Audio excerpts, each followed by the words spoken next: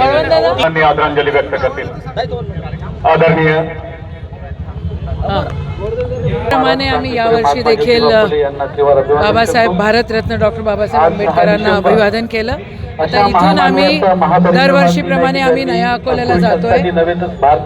भारतरत्नांच्या तिथे अस्थी आहेत आणि त्या अस्थी आम्हाला प्रेरणा देत आहेत की हे संविधान बळकट राहिलं पाहिजे. तुम्हाला माहिती आहे की कशा प्रकारे जातीवाद केला जातोय आणि कशा प्रकारे समाजामध्ये विभाजन केलं जातोय आणि कशा प्रकारे दादागिरी करून इलेक्शन जिंकले जात आहेत.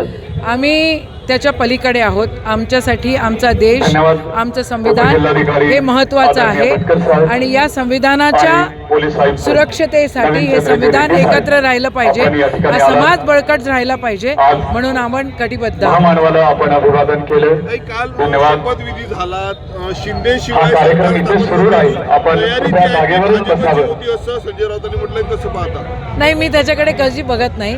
हे लोक एक मॅल प्रॅक्टिस करून सत्तेमध्ये आलेले आहेत. ठीक आहे, त्यांचं अभिनंदन. त्यांनी महाराष्ट्र जपावा, महाराष्ट्र धर्म त्या ठिकाणी सांभाळावा अशी त्यांच्याकडनं अपेक्षा आहे.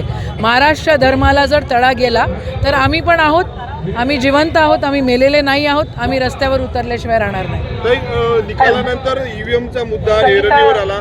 मार्केटवाडीतून जे आहे ते राहुल गांधी लॉंग मार्च काढणार असल्याची माहिती आहे. बिलकुल ना, त्यांनी मार्केटवाडीमध्ये का नाही बॅलेटमध्ये वोटिंग होऊ दिलं?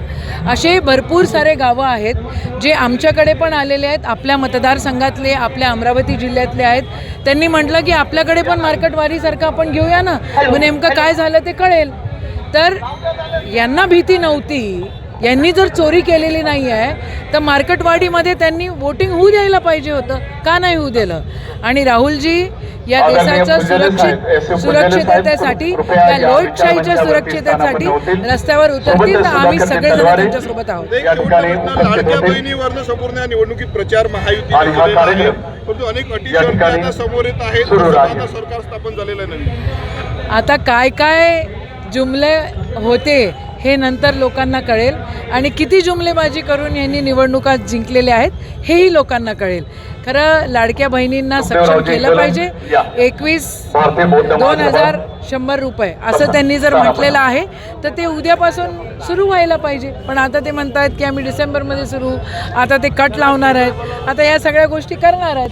तर या सगळ्या गोष्टी करणार आहेत तर जनता त्यांना उत्तर देईल. आशाताई